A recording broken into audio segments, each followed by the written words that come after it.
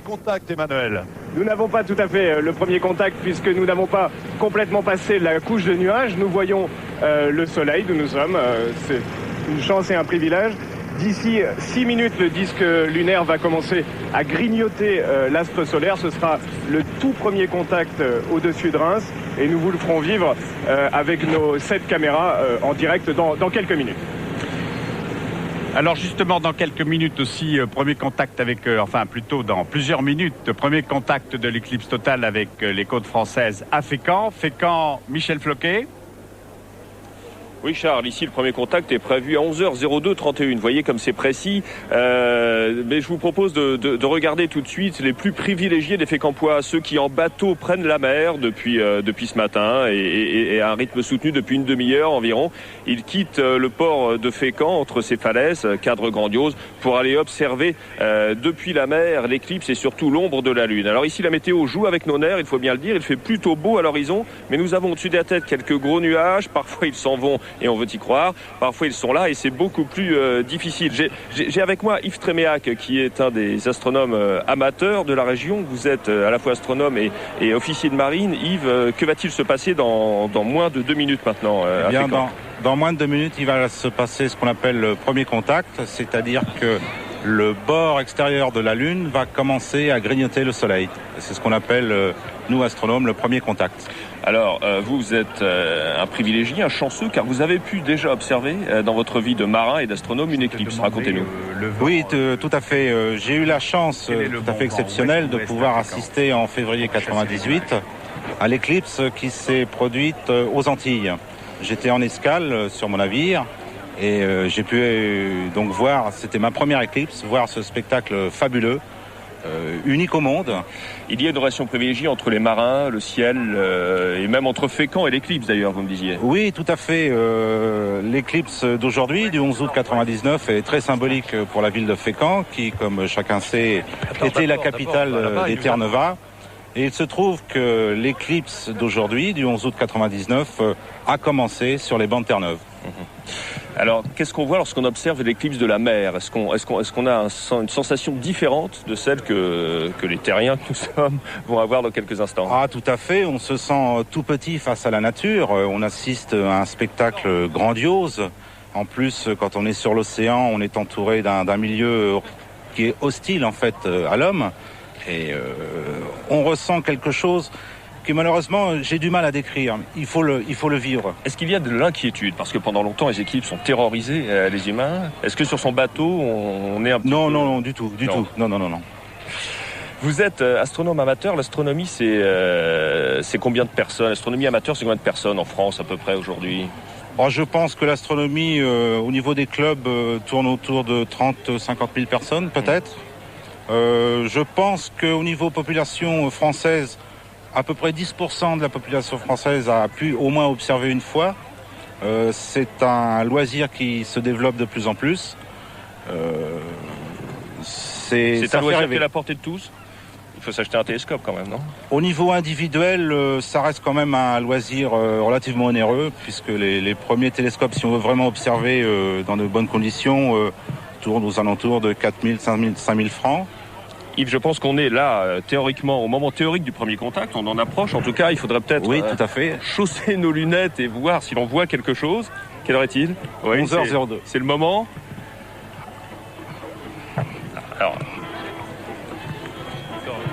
Alors écoutez, malheureusement, là, je dois vous dire que nous ne voyons pas grand-chose de Fécamp. Je ne sais pas si la deuxième caméra que nous avons pointée sur le soleil peut vous montrer l'image de ce premier contact qui est bien réel, je vous l'assure. Les prévisions n'ont pas pu se tromper, il se passe en ce moment.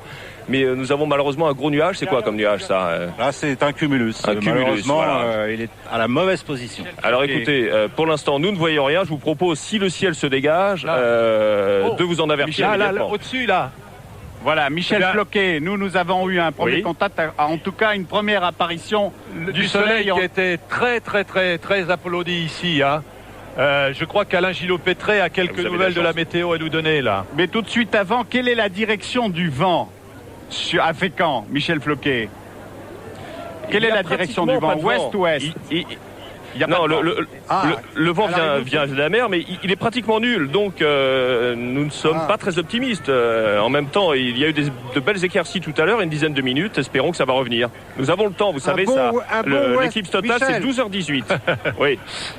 Un bon ouest-nord-ouest, ça vous ferait du bien, croyez-moi. Quand si ici, ça s'éclaircit. Pour Reims, ça s'éclaircit. Hein. Oui, ça s'éclaircit puisqu'on vient de voir le soleil il y a quelques instants. Et il y a une très très très belle bande de clarté qui part du sud de la Manche et qui va jusque plus loin que la Bourgogne et qui est en train de manger la perturbation par le sud et par le nord-ouest. Donc, c'est pas perdu, loin de là. Alors, Philippe Cotardière, nous sommes à 10 minutes maintenant, à 8 minutes du premier contact. Est-ce que c'est un moment important, ça? C'est un moment très émouvant. C'est le moment de vérité. On voit que les astronomes ne se sont pas trompés. On voit que l'éclipse, telle qu'elle a été prévue, se réalise à l'instant annoncé. C'est votre première éclipse? Non, j'ai déjà vu celle de 1961, mais à un endroit où elle n'était pas complètement totale. Et puis, j'ai vu une éclipse en 1983 en Indonésie, où il faisait très mauvais la veille. C'était le début de la saison des pluies. Il tombait des trompes d'eau la veille. Et néanmoins, le jour de l'éclipse, on a pu observer le soleil entre les nuages. Alors, Monsieur Ferrel, il faut bien expliquer ce qu'est le premier contact. Le premier contact, ça n'est pas l'éclipse totale, bien sûr. Non, le premier contact, c'est pas l'éclipse totale. C'est comme tout objet éclairé par le soleil, la Lune a une ombre. Et cette ombre, elle avance à 2800 km/h et à un certain moment, si la configuration géométrique est bonne, l'ombre balaye la Terre. Et au moment où l'ombre va arriver, où la Lune va commencer à manger le Soleil, c'est-à-dire arriver sur le Soleil, c'est ça qu'on appelle le premier contact. Bon, alors comme ça a été dit... Comme ça a été dit, c'est un moment extraordinaire parce que ça montre que... Voilà, bon, on peut dire... Voilà, nous entendons l'animateur justement qui est sur la tribune annoncer ce premier contact. Ouais, il a bien de la chance de l'avoir vu, lui, parce que nous, on ne l'a pas vu pour l'instant. Hein. En tout cas, ça montre que c'est un grand succès du rationalisme. D'accord. Alors, nous allons aller peut-être avoir à Penzance, puisqu'ils sont en avance. Nous allons rejoindre en Cornouailles Antoine Guélaud. Antoine, est-ce que le premier contact a eu lieu? Est-ce que vous avez pu le voir? Est-ce qu'il pleut? Est-ce qu'il fait beau? Comment ça se passe? Eh bien, Jean-Claude, le premier contact a eu lieu. Il a eu lieu il y a quelques minutes au-dessus des îles Scilly, en Cornouailles. Mais malheureusement, ici, contrairement à Fécamp, ni lunettes, ni applaudissements comme à Reims, parce que c'est un petit peu la panique. Il pleut à verse et j'ai à mes côtés une citoyenne britannique qui était venue assister à l'éclipse. Alors, Irène, c'est vrai qu'il fait souvent mauvais en Grande-Bretagne, mais est-ce que vous n'êtes pas un peu déçue? Il faut avouer que oui, parce que demain il fera beau. Hier il a fait beau et aujourd'hui, juste sur le moment, c'est terrible, c'est dommage. Mais je crois qu'on est optimiste, on reste optimiste et ça peut changer parce que au moment de l'éclipse, souvent le temps change subitement. Bon, on a un petit espoir alors. On a encore, espérons, oui. Il n'y a pas eu d'éclipse mania comme en France, en Grande-Bretagne. Comment vous l'expliquez? Parce qu'au début, on avait tellement peur qu'il y aurait cette éclipse mania que le gouvernement a prévenu tout le monde et les gens ont fait beaucoup de publicité et pour ça beaucoup de populations ont dit bien on ne viendra pas parce que ça sera affreux. Alors maintenant il y a presque pas assez de monde. Les gens qui ont espéré de gagner beaucoup d'argent ici sont un peu déçus parce qu'ils n'ont pas vendu. Il y a même des festivals qui ont dû être parce qu'il n'y a pas assez de monde. Qu'est-ce que vous attendez de cette éclipse? Moi-même, une chose peut-être spirituelle, un peu d'émotion des gens, une chose qui n'est que vivable une fois dans la vie, quelque chose qu'on pensera dans 30 ans. Moi, j'ai vu ça. Voilà, beaucoup de spiritualité dans cette terre. Il y a quelques problèmes de liaison, Charles, mais on a vu le premier contact grâce aux images de la BBC tout à l'heure, en Grande-Bretagne, en Cornouailles. On va peut-être demander à Pascal Pro... Oui, puisqu'on a vu le premier rayon de soleil ici à Reims. Pascal est dans la foule, lui. Oui, Pascal, oui, Jean-Claude. Vous êtes à côté de nous, vous n'êtes pas loin. Oui, et il y a effectivement de plus en plus de monde à venir ici sur le parvis. On attend à peu près 300 000 personnes et beaucoup de gens comme Antoine qui sont venus spécialement pour voir cette éclipse. Vous venez d'où et vous êtes parti quand? Alors, je viens d'Avignon, je suis parti hier à 18h. Et je suis arrivé ce matin aux environs de 7h.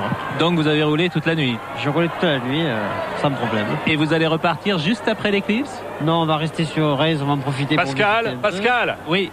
Pascal, levez le nez au ciel. Oui, bah écoutez, je lève. Pascal, levez le nez au ciel. Vous allez le voir, le soleil. Il est là. Voilà. Écoutez la foule. C'est vrai, on le voit ici, Charles. On aperçoit vraiment là. C'est formidable. C'est la première fois, j'espère que les caméras de Gilles Amado, parce que c'est vraiment entre deux nuages. On ne voit que le soleil. On ne voit que le soleil pour l'instant. Je vous rappelle que même derrière les nuages, et à plus forte raison comme des éclaircies. Et évidemment, le commentateur qui est juché sur la tribune devant la cathédrale, lui commente pour la foule. On va retourner avec Pascal Praud. Oui, Charles. Dans la foule de Reims. Pascal. Oui, il y a donc. Est-ce que vous pouvez interroger justement les enfants que vous avez devant vous? Voilà, tout à fait. Avec Marine qui vient de Marseille. Est-ce que tu as peur de l'éclipse et du moment d'obscurité? Non. Et au contraire, pour toi, est-ce que tu penses que ça va être un grand moment d'émotion? Oui. Oui, également pour ton petit frère? Oui. Alors, je vous avais fait la version courte avec Avignon et Marseille. Voici la version longue avec des Français venus de très loin, puisque vous arrivez d'où? Nous venons de Tahiti. Et vous êtes venus spécialement aussi pour voir cette éclipse? Nous avons organisé tout notre voyage pour venir voir l'éclipse à Reims et écouter Jesse Norman. Parce qu'à côté de vous, il y a Patrick, votre fils, qui est étudiant. Il y a également David. Patrick, qu'est-ce que ça représente pour vous, cette éclipse? Je ne sais pas si c'est quelque chose à voir dans sa vie au moins une fois, une éclipse totale. À part ça, pas grand-chose. Et le fait qu'il y ait beaucoup de nuages en ce moment sur Reims, c'est quelque chose qui vous contrarie? Oui, beaucoup. Mais on l'a vu 2 secondes quand même, le soleil. Et puis les prévisions pour tout à l'heure sont bonnes. Merci à tous et on va se retrouver dans le public tout à l'heure, Charles. Le soleil va donc se cacher, or il n'en est que plus dangereux. On l'a vu tout à l'heure avec le docteur Annie Segal. Il faut savoir que l'éclipse, qu'elle soit totale ou partielle, cumulera les facteurs aggravants. Cela aussi, on l'a dit. Avec Fabrice Collaro, je vous propose maintenant de passer tout de suite en revue ce qu'il faut faire exactement, ce qu'il faut prendre comme précaution et surtout ce qu'il ne faut pas faire. Fabrice. Oui Charles, moi j'ai l'habitude de dire des lunettes sinon rien. Alors des lunettes, il en existe plusieurs sortes, sous forme de binocle, des lunettes classiques bien évidemment, ou bien sous forme de disque comme cela. Tout ceci fonctionne parfaitement. L'important, le plus important, c'est que ces lunettes soient marquées CE. Elles doivent être agréées par la communauté européenne. Et ça, c'est très important. Alors, vous pouvez toujours vérifier leur bon fonctionnement en vous plaçant devant un halogène et en fixant le halogène avec ces lunettes. Vous ne devez voir que le filament et rien d'autre. Sinon, il vaut mieux vous en procurer de meilleures. Alors, des lunettes, il en existe 2 sortes. Des sortes comme ceci, argentées. Et puis, il en existe une autre sorte, toute noire.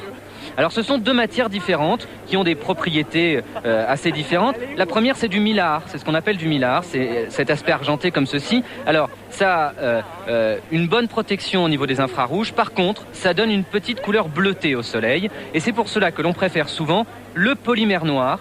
C'est complètement opaque, c'est entièrement noir. Celui-ci protège un tout petit peu moins bien en infrarouge, ça n'est pas très conséquent pour l'œil. Par contre, il garde la couleur orangée du soleil. Voilà, merci Fabrice. Alain Gillot-Pétré, il joue à Seran, ne vois-tu rien venir là? Est-ce que vous... Oui, alors... parce que avant un gros nuage qui va arriver là et qui va passer, on a entrevu tout à l'heure le soleil et là je voudrais pas le louper parce que... vous nous prévenez, vous ne le ratez pas, mais vous nous prévenez surtout et les caméras de Gilles Amado qu'on puisse le faire voir à la France entière. Mais j'ai les yeux fixés là au-dessus avec les lunettes qu'il faut évidemment toujours. Allez, avec les lunettes. Alors Philippe, vous avez vu, vous êtes tombé dedans tout petit je crois, je crois que c'était à l'école déjà. Oui, c'est une passion que j'ai depuis l'enfance. J'ai eu la chance de vivre à la campagne et à la campagne on vit un petit peu avec le ciel. Alors, on vient de parler de lunettes et de protection, n'est-ce pas? Ce qu'il faut faire, c'est ce que nous avons dit. Faire. Bon, est-ce que vous pensez que tout le monde a pris les précautions au moment où il fallait? C'est-à-dire, il y a plusieurs mois ou il y a plusieurs années, il fallait se préoccuper de ça, non? Oui, je pense que les sociétés d'astronomie ont fait leur travail, mais je regrette que les pouvoirs publics se soient préoccupés du problème peut-être un peu tardivement. Et on voit aujourd'hui ce problème des lunettes. Alors Philippe de la Cotardière, on a vu tout à l'heure avec Fabrice Collaro ce qu'il fallait faire, mais nous n'avons pas encore vu ce qu'il ne fallait surtout pas faire, Fabrice. Oui, on entend beaucoup beaucoup de rumeurs pour remplacer les lunettes. Alors ça va du verre fumé qu'utilisaient nos ancêtres, du verre fumé par une bougie. Ça, il ne faut absolument pas le faire, ça n'est pas continu, ça n'est pas vraiment opaque. Il faudrait que ça soit une couche vraiment homogène, ne vous y risquez pas. Et puis, il y a d'autres rumeurs, le disque laser, cela ne protège pas vos yeux, n'utilisez pas de disque laser. Il y a les pellicules photo, ou bien des diapos, on dit même qu'en mettant plusieurs diapos l'une sur l'autre, cela pourrait fonctionner. Il ne faut surtout pas le faire. Reste la radiographie. Alors il y a la radiographie des poumons ou la radiographie du nounours, tout cela ne fonctionnera pas. Il ne faut surtout pas utiliser de radiographie. Et puis un dernier petit truc peut-être de remplacement, le masque de soudeur. Le masque de soudeur peut être utilisé, mais il en existe plusieurs sortes. Donc si vous utilisez un masque de soudeur, il faut absolument qu'il soit de grade 14. La protection de grade 14, voilà.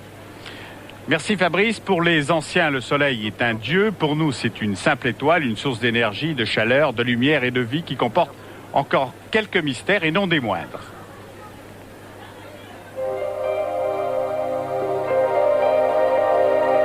À 150 millions de kilomètres de notre belle planète bleue, rayonne une étoile 1 million de fois plus grosse que la Terre. Au cœur d'une gigantesque bulle cosmique qu'on appelle l'héliosphère, l'astre inonde de son énergie les 9 planètes du système solaire.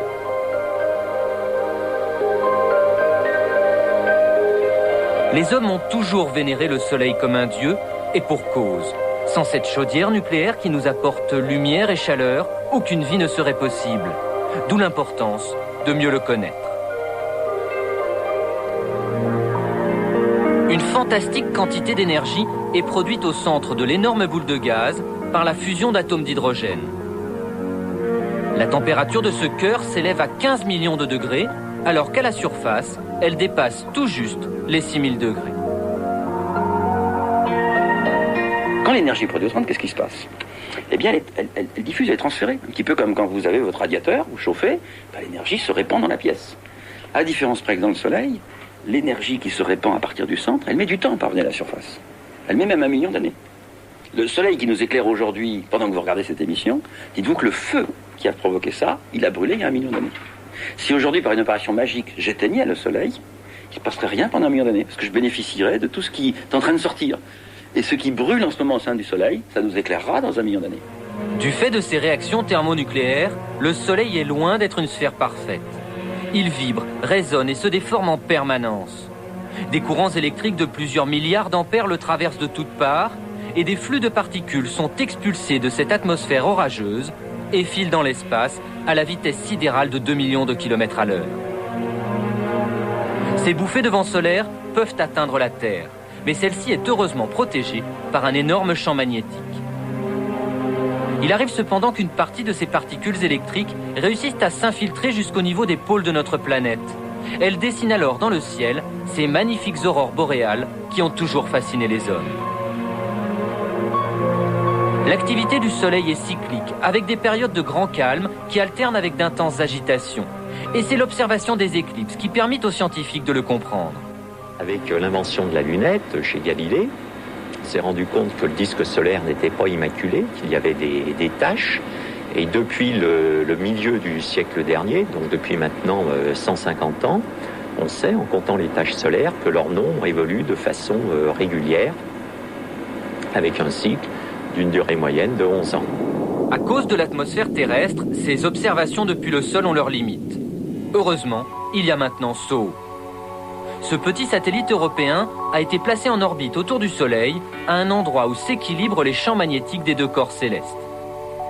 24 heures sur 24, il ausculte le Soleil sous toutes les coutures, une mission d'autant plus délicate qu'il lui faut résister à l'agression des flux de plasma. Mais avec SOHO, c'est désormais une autre vision du Soleil qui s'offre à nous. En utilisant différentes longueurs d'onde, on peut par exemple capter les détails de la surface agitée, y voir des tourbillons ou encore des arcs de gaz qui montent à 50 000 km d'altitude. À bord de SOHO, un instrument baptisé coronographe permet aussi de créer artificiellement des éclipses en occultant tout simplement le disque solaire avec un cache noir. Et cette fois, c'est la banlieue du Soleil qui nous est révélée. On peut y voir des comètes se précipiter dans la boule de feu. Mais les scientifiques voudraient surtout en savoir un peu plus sur ces gigantesques éruptions solaires. Chacune d'entre elles développe une énergie équivalente à 1 milliard de bombes H.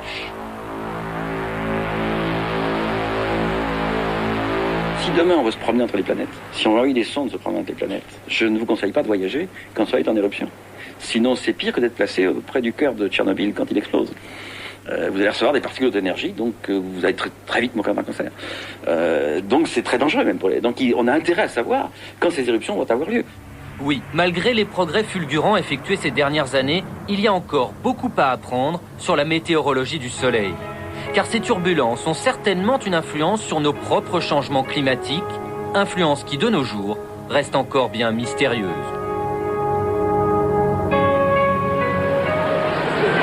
Voilà, regardez cette image, elle est prise par les caméras. Regardez cette première image, ce premier contact. C'est le premier voir. C'est le premier reçu. Hein. Ça alors, c'est vraiment un moment. Bravo. À 30 km d'ici, il y a des éclaircies pleines. Eh bien, les éclaircies vont arriver vers nous.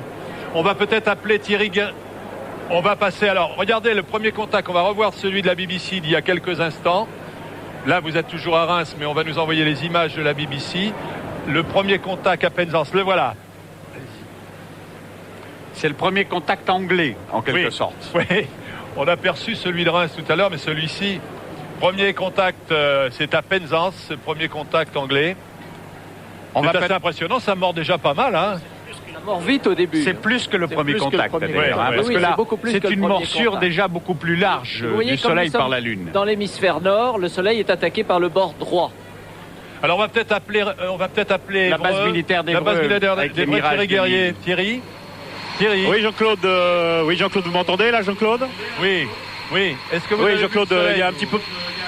Oui, alors c'est merveilleux. Bon, vous m'entendez, mais les réacteurs viennent d'être mis en route sur les deux Mirage 2000 qui vont décoller, ce qui explique un peu ce bruit. Alors tout à l'heure, alors que nous ne sommes pas dans la bande de totalité, nous sommes un petit peu au sud, et bien malgré tout, vers 11h02 à peu près, au moment où Michel Floquet l'évoquait à Fécamp, nous avons commencé, il y avait une trouée dans les nuages, c'était merveilleux, nous avons commencé à voir grignoter petit à petit le disque solaire, le Soleil par la Lune. Nous avons pu assister à ce spectacle. Alors, je le répète, que nous ne sommes pas ici dans la bande de totalité des 100%, nous sommes un petit peu au sud.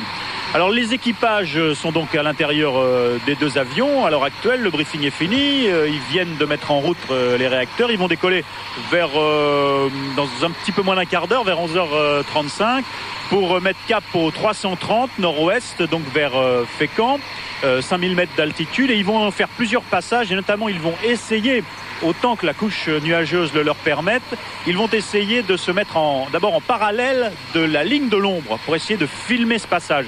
Ils vont voler à peu près à 900 km/h, en dessous de Mach 1, c'est-à-dire 3 fois moins vite à peu près que l'éclipse elle-même, ce qui veut dire que le passage de l'ombre, ce qui veut dire qu'ils vont normalement être évidemment rattrapés assez rapidement. Ils vont essayer ensuite de se mettre face au Soleil, de monter face au Soleil, ce qui est assez rare pour un pilote de chasse. On va vous couper, Thierry, au Soleil. On voudrait montrer ce qui se passe à Reims, et notamment la foule, avec quelques rayons du soleil qui passent à travers les nuages, et cette foule qui, pour la plupart en tout cas des gens, ont mis leurs lunettes de protection. Et puisque vous nous avez parlé de Fécamp et notamment des Mirage 2000 qui vont y aller tout à l'heure au large des côtes, nous allons nous transférer immédiatement à Fécamp où se trouve Michel Floquet, puisque nous devrions pas être loin de la première morsure justement à Fécamp. Michel ? Oui, nous y sommes, mais là nous devons faire une confiance aveugle, si j'ose dire, aux scientifiques qui nous ont donné le timing très précis de cette éclipse, car malheureusement il y a toujours deux affreux cumulus tout noirs qui persistent au-dessus de nos têtes et qui nous masquent le soleil, même si depuis la mer et depuis l'ouest il y a, vous le voyez peut-être derrière moi, une légère amélioration qui s'annonce. Donc nous gardons espoir, nous gardons le moral. Yves Trémérac, vous allez pouvoir le voir, avoir cette éclipse, vous espérez. À quoi ça sert d'observer une éclipse encore aujourd'hui ? À quoi ça sert ? Pour nous, astronomes amateurs, c'est surtout un spectacle fantastique qui est... Gilles Amado, montrez-nous les images de Reims, s'il vous plaît. Sur la bande de totalité ici en France. Nous, on va s'en servir pour faire des photos, essentiellement. Et ça nous permettra d'avoir un joli souvenir plus tard. D'accord. Je vous remercie. Donc ici à Fécamp, nous ne pouvons qu'espérer, attendre. Vraiment, nous sommes malchanceux. Il n'y a plus que 2 ou 3 nuages dans le ciel. On espère qu'ils vont partir dans les minutes qui viennent. Eh bien, écoutez, ici à Reims, vous voyez qu'on est à l'affût du moindre passage du soleil. Bon, et tout le monde applaudit à chaque fois. Bon, on n'est pas toujours à l'antenne au moment où il faut, c'est convenable. Mais nous allons nous retrouver dans quelques instants après quelques images de publicité. À tout de suite.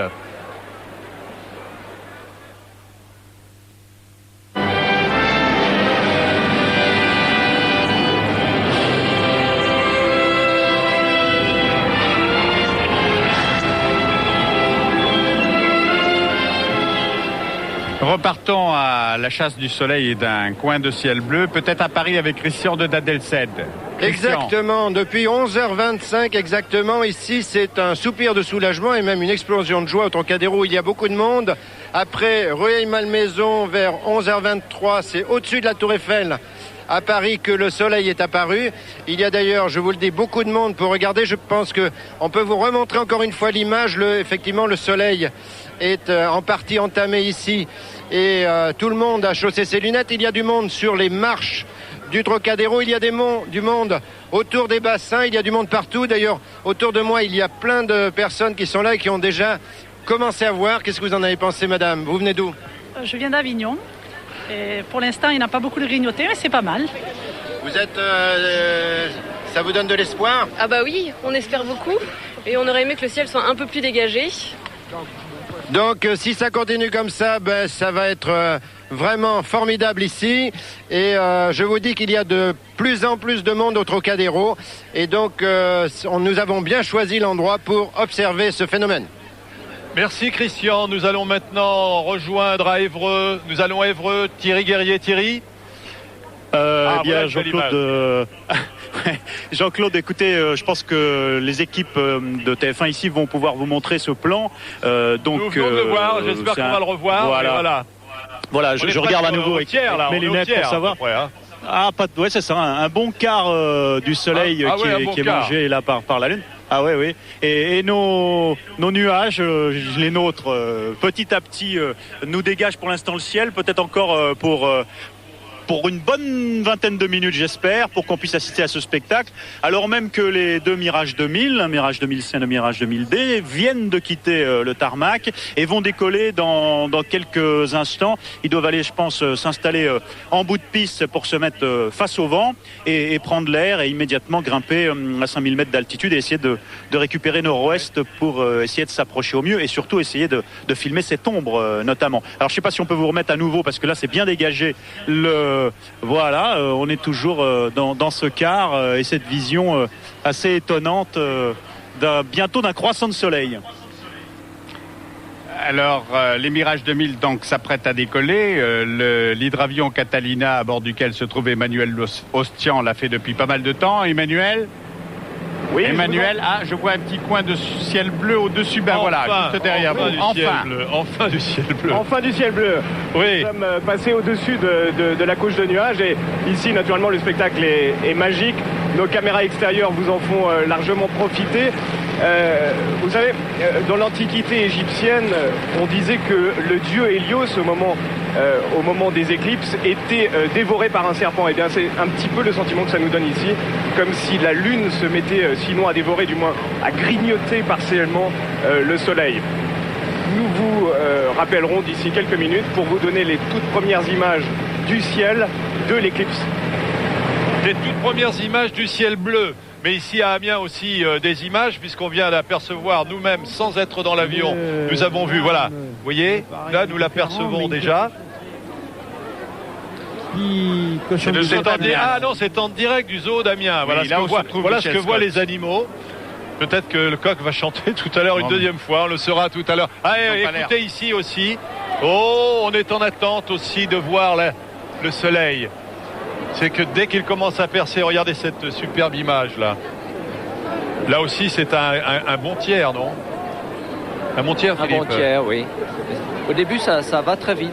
Là nous sommes toujours dans ce que nous appelons la première morsure. Oui, tout à fait. La deuxième morsure, c'est-à-dire quasiment l'éclipse totale. Ah ça c'est les derniers instants Non, c'est la dernière morsure, pas la deuxième. La dernière morsure, j'espère. Regardez, elle est belle, là, elle est vraiment superbe. Est-ce que vraiment les gens se disent et s'il réapparaissait pas le soleil, c'est ça un peu, non? Ah mais je crois qu'il y a toujours un petit peu ce sentiment d'inquiétude face à une éclipse. Voir disparaître le soleil, c'est quelque chose de toujours un petit peu impressionnant, émouvant, angoissant. Mais c'est jamais à chaque fois la même chose, j'imagine, parce que ce matin, finalement, les gens n'ont pas peur. Ils sont dans l'attente d'avoir un petit peu de soleil, de pouvoir voir à travers les humains. Ça dépend donc des conditions climatiques. Ça dépend des conditions climatiques, mais vous savez, l'humanité s'est développée depuis qu'elle existe. Le soleil se lève tous les matins. Et à midi, il fait jour d'habitude. Et voir la nuit tomber en plein midi, c'est quand même extraordinaire. C'est ça qui va être magique. Alain Gillot-Pétré, ça y est, est-ce que J. Amado peut nous montrer des images du ciel là? Parce que sur Reims, on aperçoit. Oui, il y a une petite éclaircie de ciel bleu qui est en train de... Alain, faites quelque chose pour qu'il y ait une grande éclaircie, s'il vous plaît. Mais mon vieux, je fais que ça. Je prie la basilique. Eh bien, venez regarder, voilà. On va aller voir. Voilà le soleil. Voilà, on le voit bien là maintenant là. C'est superbe. C'est magnifique. Ah oui, on le voit très bien. On voit. Et ça va s'améliorer d'ici 3/4 d'heure, car c'est dans 3/4 d'heure que la totalité sera à Reims. Le principal, c'est qu'il fasse beau dans 3/4 d'heure. Je l'espère. Voilà, regardez l'image de l'éclipse là. Là, c'est formidable. Ah, ça, c'est très beau. Ça, c'est des images du Catalina que nous avons en direct, que nous envoie Emmanuel Ossian et ses équipes. Là, on voit, ils sont au-dessus des nuages, ils le voient de très près, Charles. Hein. Tout à fait, très belle image du Catalina. Est-ce qu'Emmanuel peut nous dire à quelle altitude il vole? Emmanuel Ossian. Est-ce que vous nous entendez, Emmanuel? Bon, mais en principe, il volait à quelle... on va demander à Philippe Perrault, qui lui sait tout ça, à quelle altitude volait le Catalina, en principe? À combien? 5000 mètres? Oh, il a dû monter certainement entre 4000 et 5000 mètres. Il est entre 5000 mètres là en ce moment. Mais là, 4000 et 5000 là il est au-dessus des nuages et on voit vraiment l'image. Tiens, elle se fiche tout à coup, mais c'est un problème de transmission. Mais redonnez-nous cette image autant que vous le pouvez. C'est vraiment magnifique. Vous l'avez déjà vu comme ça? Ah oui, je l'ai déjà vu comme ça en Indonésie. Et c'est vrai que c'est très impressionnant de voir la progression de l'ombre au fil des minutes. Si on regarde de 10 minutes en 10 minutes, on note cette progression. On vous a coupé tout à l'heure, Monsieur Ferrel. Non, vous êtes aussi un chasseur d'éclipses, évidemment. Oui, enfin... Comme la plupart de ceux qui sont passionnés par l'astronomie. Oui, je suis passionné par l'astronomie, c'est vrai. Et j'ai déjà vu une éclipse, c'était en octobre 1995 au Vietnam. Et évidemment, j'ai vu la partialité de l'éclipse et la progression de l'ombre. Il existe aussi des éclipses partielles qu'on peut voir, où il n'y a jamais la totalité.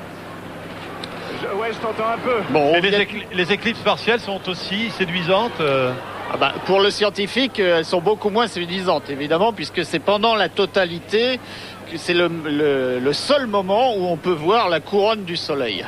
Alors ça, et historiquement, c'est la façon dont on a découvert qu'il existait une nébulosité autour du Soleil et ce que c'était. J'imagine que quand on verra cette couronne solaire, Charles, j'imagine que ici personne ne va parler. Qu'est-ce que ça veut dire pour les scientifiques, cette couronne solaire? C'est l'atmosphère du Soleil, c'est la partie la plus chaude les mirages d'école là. Et c'est une couche qui est extrêmement importante parce que c'est par cette couche que le soleil... Oui. Ne soyez pas troublés par les cris de la foule. Oui, c'est les cris de la foule. Le soleil apparaît de plus en plus. Voilà, regardez, magnifique. Regardez si c'est beau. Voilà une belle image. Oui. C'est l'enthousiasme général ici à Reims.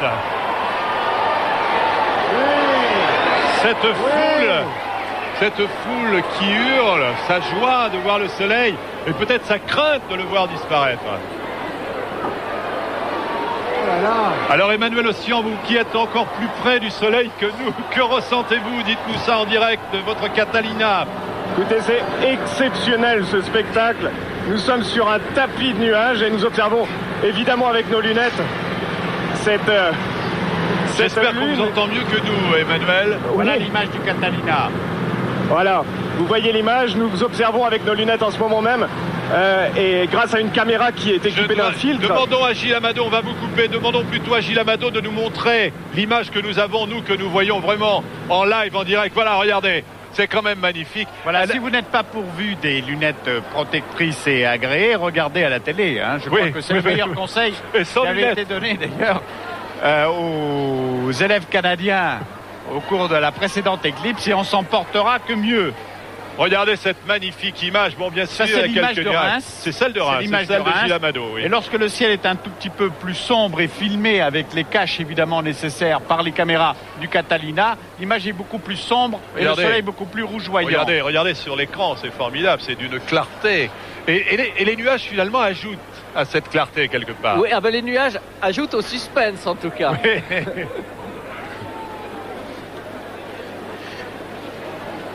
Alors, Michel Scott au zoo d'Amiens. Michel Scott, c'est l'image du zoo d'Amiens? Non, c'est l'image du Catalina, je pense, là, Charles. Michel, est-ce que vous voyez quelque chose? Est-ce que les animaux bougent? Je contourne au moins au niveau. Alors écoutez, ici, la nervosité, une certaine nervosité, disons, parmi les animaux. Difficile de dire si c'est dû aux effets de l'éclipse elle-même, du phénomène, parce qu'il n'est pas réellement perceptible pour l'instant. Il y a une fine couche nuageuse qui nous le masque. Les perruches qui sont derrière nous sont très actives, très bruyantes. On s'attendait à ce qu'elles se taisent peut-être tout à l'heure dès que le ciel s'assombrira beaucoup plus que ça. Le docteur Klein se trouve actuellement de l'autre côté du zoo, dans un coin ferme avec des animaux que l'on connaît beaucoup mieux, les poules et les vaches. Docteur, est-ce que vous sentez une nervosité ou pas encore du côté de ces animaux? Il y a un peu d'agitation au milieu des chèvres. Et puis, par contre, les poules, un petit peu, mais elles sont troublées par l'âne. Il y a une multitude, évidemment, d'animaux autour de moi. Et je ne sais pas jusqu'à quel point ils ne sont pas troublés par notre présence, mais en tout cas, les poules ont l'air de s'agiter un petit peu. En tout cas, il fait grand jour pour le moment. Donc, Amiens, on va reprendre l'antenne. Amiens, on vous la rendra tout à l'heure. Amiens, voilà. Merci de nous rendre l'antenne. Regardez ce qu'on voit depuis Reims. Les milliers de gens qui sont massés devant la cathédrale, vous les entendez, ils hurlent leur bonheur de voir ces images magnifiques. Et Jean-Claude, regardez, on va vous passer une image satellite. Vous pouvez voir, quand on aura l'image satellite, vous pourrez voir à gauche de l'écran l'ombre de la Lune qui progressivement cache le soleil. Est-ce qu'on peut faire bouger l'image? Non. Ah, dommage. On va reprendre l'image et surtout on va appeler Pascal parce que dans la foule. Oui, Pascal. Oui, Charles, avec la famille du 11 août, puisque Claire aujourd'hui c'est sa fête. On vous entend très mal. On n'a pratiquement aucun retour ici. Oui. Est-ce que vous m'entendez, Charles? Allez-y, Pascal. Oui, donc avec des premières réactions dans la foule, avec Claire qui vient de Marseille et qui a vu cette éclipse partielle déjà. Réaction, Claire? J'attendais cette éclipse parce que c'est l'anniversaire de mon frère, il a 18 ans, donc voilà. Et qu'est-ce que vous ressentez en ce moment? Je sais pas trop, mais bon. C'est sans doute un moment un peu particulier pour vous, c'est ce qu'on a dit, parce que c'est votre fête et c'est l'anniversaire de votre frère qui a 18 ans aujourd'hui. Vous avez pu observer avec les lunettes, vous avez vu cette éclipse partielle. Une réaction? C'est magnifique pour l'instant, mais ça sera encore plus beau tout à l'heure quand ça sera total avec le petit anneau tout autour. Ça sera magnifique. Il y a beaucoup d'émotions dans cette foule. Oui, on sent bien l'impression des gens tout autour de nous. En plus là on est juste devant, tous les gens derrière. Ça fait super bien. Et on a évidemment reconnu l'accent de Marseille. Voilà, Charles.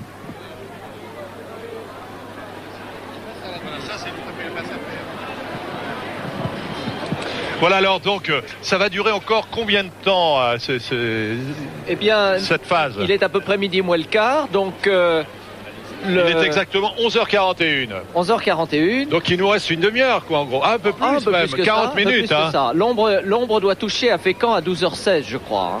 Oui, mais j'ai bien peur qu'on ne voit pas l'ombre à Fécamp à 12h16. On va plutôt l'observer ici un tout petit peu plus tard, à mon avis. Un petit peu plus tard, je crois que c'est à 12h24. À 12h24, 12h25, oui. Comment réagissaient les anciens à ce type de phénomène parce qu'il devait avoir peur. On leur expliquait pas. Comme je vous ai dit tout à l'heure, hein, le soleil il se lève tous les matins et voir la nuit tomber à midi, c'est tout à fait inhabituel, c'est extraordinaire et c'est pour des gens qui savent pas pourquoi c'est comme ça, ça fait peur. Et c'était aux éclipses, il s'attachait toujours des mauvais présages. Et puis petit à petit, on a fini par comprendre que c'était effectivement la Lune qui passait devant le Soleil et donc que il y avait aucune raison d'en avoir peur. Enfin, certains se sont servis de cette peur d'ailleurs, non? Il y a des histoires pas mal, non, là-dessus? Oui, bien sûr, il y a toujours des anecdotes historiques. Des faiseurs de peur. Par exemple? Par exemple, pour l'éclipse de 1654, du 12 août 1654. Alors, on avait annoncé que, pour des considérations astrologiques, ce serait la fin du monde, le jugement dernier. Et donc, il a fallu essayer de rassurer la population et Mazarin a fait appel au philosophe Gassendi qui a écrit un petit opuscule pour dire qu'il ne fallait pas avoir peur. Mais ça n'a pas suffi et les gens, notamment à Paris, sont allés se réfugier dans les caves. Voilà, Jessie Norman qui arrive. Jessie Norman s'apprête à... Elle viendra chanter d'ici à peu près 40 minutes, Charles. Hein. Après l'éclipse totale. Après l'éclipse totale. Oui, alors pour en revenir à l'éclipse, voilà, on revient maintenant à l'image de l'éclipse. Pour en revenir à l'éclipse, il y a eu d'autres aventures aussi. Et il y a toujours eu des chasseurs d'éclipses de tout temps. Vous m'avez raconté une anecdote. Nous sommes en direct du Catalina, là. Nous allons avoir ces images, je pense, dans quelques instants. Vous m'avez raconté une anecdote intéressante. C'était celle d'un astronome du Roi Soleil, je crois. Il y a eu l'astronome qui est allé voir en Inde ou en Chine. C'était un astronome au début du siècle. Celui qui avait préparé son voyage sur une carte et qui avait choisi le point qui lui semblait le mieux situé sur une île du Pacifique. Et au dernier moment, il a appris que cette île n'existait pas. Et il a fallu qu'il prévoie d'aller ailleurs. Et puis il y a celui qui est parti 4 ans et puis alors ça c'était Guillaume le Gentil. Alors c'était pas pour observer une éclipse, c'était pour observer un passage de Vénus devant le Soleil. Il y avait un passage en 1761. Il est parti pour aller l'observer, mais il y avait la guerre entre la France et l'Angleterre. Il est arrivé trop tard à cause de la guerre contre les Anglais. Quand il est arrivé à Pondichéry, il a dit je reste sur place, j'attends le prochain passage 8 ans plus tard. Il a attendu. Et le jour du passage de Vénus devant le Soleil, il y a eu des nuages comme aujourd'hui. Il n'a rien vu. Alors il est rentré, il a fait naufrage 2 fois avant de rentrer en France. Et quand il est arrivé en France, on lui a appris qu'on avait pensé qu'il était mort, qu'il avait été remplacé à l'Académie des Sciences, que sa femme l'avait remplacé et que ses biens avaient été dispersés. Ah, il y a des éclipses redoutables alors. Alors ça, ce sont les images, Charles, je crois, du Catalina que nous avons sur l'écran. Nous avons eu surtout successivement les images anglaises. Je ne sais d'ailleurs si Gelo nous entend dans le sud-ouest de l'Angleterre. Philippe Perrault nous fait savoir qu'il nous entend pas. Et puis ensuite Fécamp, le Zoo d'Amiens et évidemment Reims. Reims où le soleil est de plus en plus présent, bien qu'il ait disparu. Ouais. Il y a des trous bleus. Voilà, c'est Alain Gilopétré qui pousse des cris de joie. Il y a des trous bleus dans le bon sens. Dans le bon sens. Il faudrait aussi qu'on s'intéresse un peu à Alain. Antoine Guélo. Antoine Guélo. Est-ce qu'Antoine Antoine Guélo à Pézance? Oui, je vous entends, Jean-Claude. Eh bien, j'ai beau chausser. Mais... Oui. Oui. Vous n'avez rien, vous. Ah, j'ai rien du tout, j'ai beau mettre mes lunettes. Ah, c'est un petit peu dommage parce que le spectacle semble gâché par la météo. Alors j'espère en revanche que les 200 personnes qui ont pris place à bord des 2 Concorde de la British Airways, moyennant plus de 20 000 francs par personne, voient quelque chose au-dessus de la couche nuageuse. Et je crois qu'à Londres, en revanche, il fait un très beau temps. Malheureusement, nous sommes à Penzance. Et vous avez pu voir ces images effectivement de la BBC. J'espère que le temps est plus clément, Antoine, à Fécamp, où se trouve Michel Floquet. Michel, il fait maintenant beau il fait beau sur Étretat, vous le voyez peut-être derrière moi, il fait beau sur Yport, donc on espère que le soleil va enfin arriver sur Fécamp, car il fait très beau sur la mer, et pour les chanceux qui ont embarqué à bord d'un bateau, le spectacle est garanti, vous le voyez certainement sur ces images, la couche de nuages est tout à fait localisée, juste au-dessus de nous, pour l'instant, mais on veut y croire, elle va partir, et à 12h18, normalement, dans un peu moins d'une demi-heure, nous espérons avoir la première éclipse totale qui durera plus de 2 minutes dans une ville d'Europe. Ce sera ici à Fécamp. Bien, merci Michel. Il est temps maintenant de passer à une page de publicité avant de retrouver le soleil au Trocadéro. Tout de suite. Dans 30 secondes, regardez cette image. Avant de nous envoyer la publicité, soyez gentils de nous figer cette image, elle est vraiment magnifique. Et là, on voit vraiment que la Lune prend de plus en plus. Ah là, on voit que la Lune avance. On voit que la Lune se déplace. Ben écoutez, je sais pas quel effet ça fait d'habitude, mais là, il y a une euphorie ici, dans le public de Reims. Hein. Oui, mais je pense que si on a la chance de voir les derniers instants avant la totalité, vous allez voir, l'euphorie va monter. Nous sommes à Reims d'ailleurs, c'est l'image de Reims. Oui. Bon, je pense qu'il est temps maintenant de passer les publicités. Nous nous retrouvons donc dans très très peu de temps pour suivre ce magnifique spectacle. Fontaine.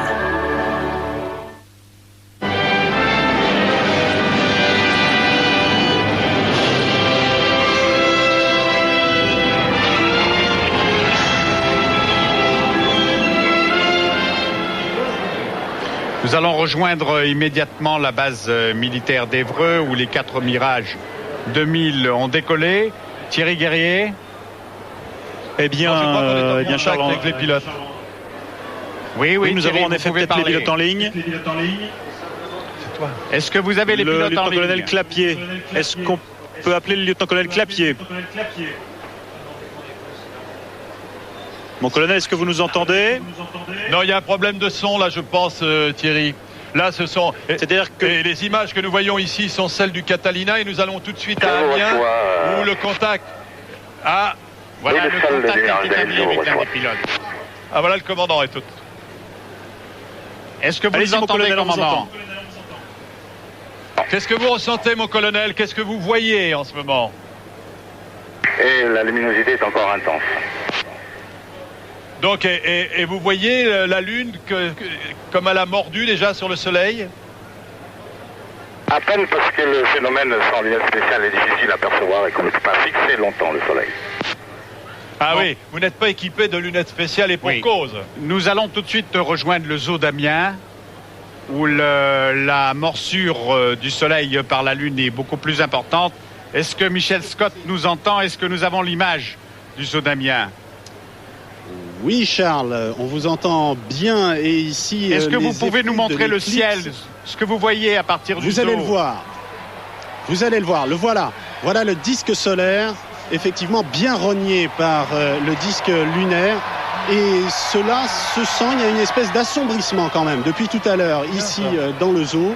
Et je ne sais pas si c'est un effet direct du phénomène, mais on a l'impression que les bruits d'animaux se sont un petit peu atténués, apaisés.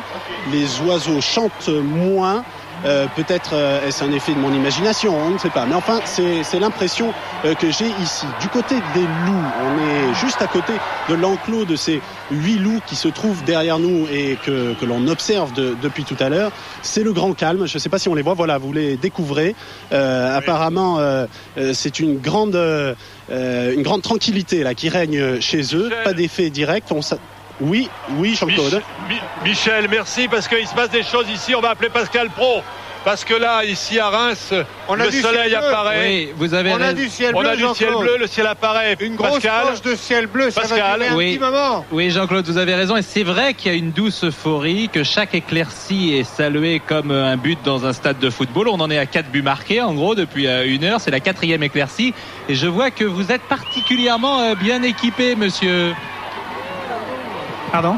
Je vois que vous êtes particulièrement bien équipé. Hein. Bah, écoutez, ça convient parfaitement, effectivement. Et qu'est-ce que vous voyez à travers donc c'est un masque de soudeur, c'est Force 12, 13? 13, oui, c'est un numéro 13, c'est ce qui a été préconisé au moins 12, donc j'ai mis du 13 et puis on voit parfaitement. Et satisfait de ce que vous êtes en train d'observer? Pardon? Je dis satisfait de ce que vous êtes en train d'observer. Oui, très bien, oui, très bien. On y voit parfaitement, je suis vraiment content. Et ben voilà, en pleine concentration. Devant vous, il y a également votre épouse qui a les lunettes plus classiques, qui va nous commenter. Ne touchez pas les lunettes et vous allez nous commenter ce que vous voyez. Je vois une belle éclipse qui se prépare. Est-ce que vous vous souvenez de l'éclipse de 1961? Est-ce que vous l'aviez observée dans les mêmes conditions? Pas dans les mêmes conditions. Mais aujourd'hui, ça vous paraît, vous trouvez que c'est plus émouvant? Ah oui, bah oh là là, oui, ça fait mal aux yeux. Oui, ça fait mal aux yeux. Il faut garder évidemment les lunettes tout le temps. Oui, oui. Bon ben voilà, vous voyez, les gens ils sont concentrés, hein, ils observent. Vous êtes venus, je crois, de Meaux également. Vous allez évidemment conserver les lunettes sur le nez, surtout ne pas regarder l'éclipse. Votre sentiment? Ah, c'est super. Oui. Vraiment très très bien. Est-ce que vous aviez déjà un souvenir d'avoir observé une éclipse ou partielle? Non, en 61, j'ai pas de souvenir du tout. Et une éclipse partielle, jamais? Non, j'ai pas vraiment de souvenir, non. Non. On sait tout à l'heure qu'il y aura une éclipse totale. Est-ce que vous êtes un peu inquiète? Pas du tout. Pas du tout inquiète. Oui, c'est vrai qu'il n'y a pas du tout d'inquiétude sur la place. C'est l'euphorie. Vous aviez raison, Jean-Claude. C'est une foule extrêmement bon enfant qui est massée depuis maintenant combien de temps? Ça fait combien de temps que vous êtes ici? Ah, moi, ça fait depuis... je suis arrivé à 7h du matin. Je viens de Lyon. Et vous étiez parmi les premiers à 7h? J'étais dans les premiers. Hein. Il y avait peut-être une vingtaine de personnes sur la place, là.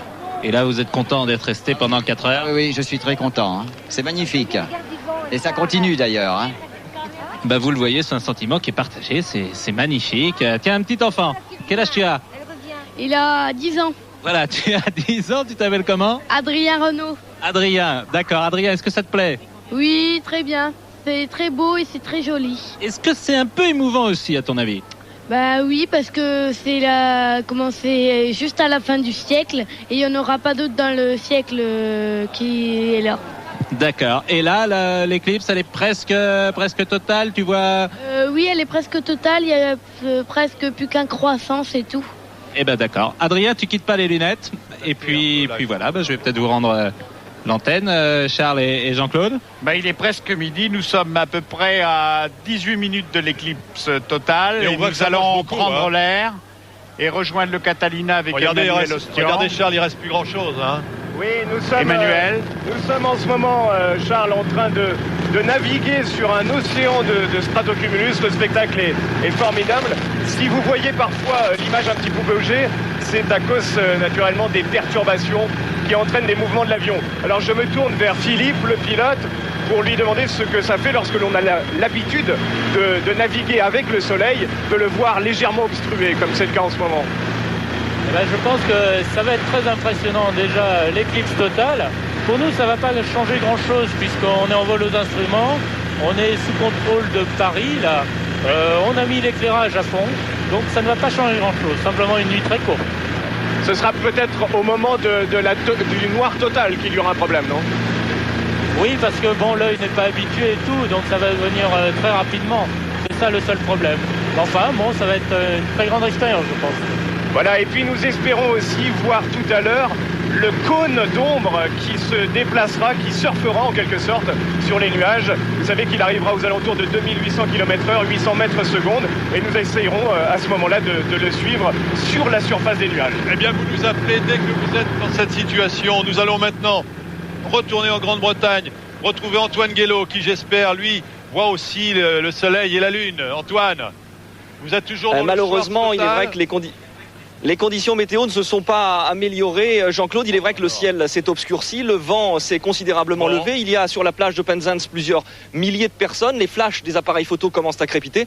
Mais malheureusement, je viens de mettre les lunettes spéciales Eclipse. On ne voit pas grand-chose dans le ciel de Penzance. En revanche, Nicolas Escoulon à Londres nous signale que de nombreux Londoniens ont envahi les rues de Londres, de la capitale de la Grande-Bretagne, pour assister à ce spectacle où manifestement le temps est plus clair. Donc on attend, on est maintenant à 9 minutes et 15 secondes de l'événement de l'éclipse totale ici en Grande-Bretagne. Eh bien, merci Antoine. Nous, on va tout de suite rejoindre Fécamp et Michel Floquet, où tout à l'heure il y avait déjà quelques éclaircies. On aperçoit d'ailleurs le ciel bleu derrière vous, Michel. Michel, oui, premier moment d'émotion à Fécamp. À l'instant même, notre attente est récompensée car le soleil a fait une timide apparition entre deux nuages, ou plutôt ce qu'il reste du soleil. Alors que sur... Oui, je pense que nous allons pouvoir vous le montrer. On ne voit rien. Vous ne voyez rien. Bon, alors écoutez, à Fécamp, on se contente de peu. Vous entendez peut-être les gens autour de moi qui applaudissent et qui sont ravis, car le ciel bleu que vous voyez derrière moi est trompeur. C'est le ciel bleu qui règne sur Étretat. Sur Fécamp, là où je suis, le ciel est un peu moins bleu. Mais nous avons un petit début de spectacle et surtout sur la mer quelques rayons, un phénomène assez inexplicable dû à l'éclipse, paraît-il. Des endroits où la mer change légèrement de couleur. C'est difficile à filmer, c'est pratiquement impossible à retranscrire en vidéo, mais à l'œil c'est assez étonnant. Voilà, vous entendez les gens, j'imagine, là cette fois-ci, sur les falaises de la côte d'Albâtre. Oui, voilà, c'est beaucoup plus net là. C'est beaucoup plus net. Oui. Alors nous revenons à Reims là parce qu'effectivement là aussi tout le monde est en observation, la foule. Regardez ces images. Je pense que ce sont des images de Reims. Si on veut bien nous incruster le lieu de ces images, c'est Reims, c'est tout à fait Reims. Qu'est-ce que c'est que ce halo qu'on voit là autour je ne sais pas. Est-ce que ça viendrait des caméras peut-être, non ? Ça viendrait des caméras sûrement. Oui. Dans la réalité, il n'y a pas ça. En tout cas, ça prouve une chose, c'est que la Lune est bien ronde. Et puis pour les éclipses de Lune, eh bien c'est comme ça qu'on a fini par être sûr que la Terre aussi était bien ronde. Alors on va essayer de voir si elle est aussi ronde à partir de Paris, puisque nous allons rejoindre Christian d'Adelsen, qui doit le voir. Christian, est-ce que vous voyez le phénomène ? À Paris, oui, montrez-nous les images. On préfère voir les images de là plutôt que de voir la Tour Eiffel derrière. Elle est bien belle, mais quand même. Bien entendu. Là, et voici donc ici, hurrah, applaudissements depuis 5 minutes, puisque c'est la deuxième fois que le soleil apparaît à Paris. Et je dois dire qu'il y a un monde fou maintenant sur l'esplanade du Trocadéro. Beaucoup de gens qui sont venus aussi par curiosité, parce que ils attendent au moment de l'éclipse partielle totale l'éclaircissement de la Tour Eiffel, puisqu'il y a un système automatique qui doit déclencher automatiquement la lumière sur la Tour Eiffel dès qu'il y a de l'obscurité. Vous revoyez ces images, effectivement ici le soleil est enfin très brillant et tout le monde est soulagé parce qu'il y a eu beaucoup de soucis ce matin. Je rappelle d'ailleurs qu'à Paris, l'éclipse ne sera que partielle, même si le soleil sera couvert à 99,4%. Mais malheureusement, même 99,4%, ça ne suffit pas pour enlever les lunettes d'abord. Et c'est pas la vraie nuit, quoi. Oui, parce que nous avons vu pas mal de gens, notamment sur la place du Trocadéro, qui n'étaient pas pourvus de lunettes. Oui, mais ça c'est très inquiétant, non ? Oui, ça c'est dangereux, c'est très dangereux. Philippe, on est place du Trocadéro avec Christian d'Adelsen. Il est évident qu'on voit bien moins de choses quand on est en ville, y compris ici à Reims, plus que quand on est à la campagne ou à Étretat. Ah, mais l'idéal, c'est d'être en pleine nature et de voir le comportement des animaux, le comportement de la flore et de regarder, on va le voir tout à l'heure, d'ailleurs, les teintes autour de soi dans les dernières minutes avant l'éclipse totale, voir les teintes. On voit surtout en hauteur, je crois. Aussi. Et en hauteur pour voir l'ombre arriver. Voir l'ombre arriver, mais même quand l'ombre est au-dessus de soi, il reste à l'horizon une lumière. Thierry Guerrier nous appelle, je crois, Charles. Thierry Guerrier qui est à Évreux. Thierry, que se passe-t-il à Évreux, les avions.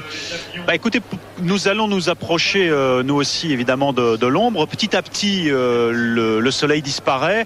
Nous avons un petit peu moins de chance parce que nos éclaircies se réduisent. De moins en moins d'éclaircies pour le moment. Des petits trous de temps en temps dans les nuages. Mais pour l'instant, la pénombre gagne très doucement sur la base d'Évreux. Puis il y a un silence étrange, quelques oiseaux à peine, pas de vent. C'est assez impressionnant. On attend maintenant que les Mirage 2000 reviennent dans un peu moins de 20 minutes, j'espère. Tout à l'heure, Thierry. Alors, nous sommes en tout cas à 11 minutes de la première éclipse totale qui sera visible des côtes normandes, Philippe de la Cotardière. Oui, l'ombre de la Lune commence par toucher la France dans le Cotentin, à la pointe de la Hague. C'est à 12h16. Et il semble qu'il soit... Moi j'ai 12h05 ou 12h06. Voilà. 12h06. Donc on a encore 10 minutes. Est-ce que déjà on a l'impression... On va peut-être demander à Pascal Praud si dans la foule les gens commencent déjà à se dire c'est dans 10 minutes, est-ce que le soleil va disparaître? Pascal, vous m'entendez? Oui, et comme on l'a dit hier... Est-ce qu'il y a des petites angoisses là? Écoutez, on va leur demander, est-ce qu'il y a un petit peu d'angoisse? Oh non, pas vraiment, non. Non, il n'y a jamais d'angoisse. Je crois que vous venez de Gap, hein, Vous êtes venu spécialement, évidemment, pour l'événement? Exactement. Donc voilà. Alors, vous observez depuis tout à l'heure. Vous attendez avec une grande impatience. Est-ce que vous sentez un petit peu d'inquiétude? Plutôt, non. Je trouve que plutôt c'est extraordinaire. Les gens sont quand même étonnés et je sais pas, on se sent tout petit quand même devant ce genre d'événement et vraiment, non, c'est plutôt extraordinaire. Vous dites on se sent tout petit, pourquoi ? Tout simplement, on se voit que les forces de la nature prennent le dessus et qu'il peut arriver des choses quand même exceptionnelles comparé à ce qui se passe tous les jours ici sur Terre. Et vous vous attendiez à être dans ce sentiment-là ? Non, c'est vrai que la première fois que j'ai vu, ça m'a pris quand même, ça fait quelque chose. Bon, après, on s'y habitue. Non, c'est vraiment, c'est fantastique, quoi. Et vu que c'est très rare, c'est quand même bien, voilà. Alors évidemment, il y a beaucoup de monde. Pascal. Oui, Charles. Pascal, je rappelle que l'éclipse totale à Reims interviendra aux alentours de midi 25 même précise, je crois. 14 minutes. On va tout de suite aller dans le sud-ouest de l'Angleterre où la nuit est quasiment parfaite maintenant avec Antoine Guélaud. Ah oui, Antoine. absolument. La nuit tombe de seconde en seconde, de minute en minute. Dans 2 minutes maintenant, nous allons avoir une éclipse totale. Malheureusement, on ne la voit pas beaucoup à cause des conditions météo dont je vous parlais tout à l'heure. Mais je peux vous dire qu'il fait beaucoup plus froid qu'il y a quelques instants. Le vent se lève considérablement. Le spectacle doit être beau depuis la mer parce que derrière nous, eh bien, c'est relativement dégagé. Et ici, la mer se retire puisqu'il y a un coefficient de marée. Les Britanniques sont de plus en plus nombreux, les curieux, les touristes qui sont venus ici à se précipiter vers la mer. Et là, ça y est, je crois qu'on est vraiment dans l'éclipse totale. La nuit tombe de plus en plus. Vous voyez sur ces images qui nous sont envoyées depuis la BBC qui a placé une caméra dans son avion, ce que le spectacle peut donner au-dessus de nous, mais malheureusement au-dessus de nous, c'est-à-dire au-dessus de cette couche nuageuse.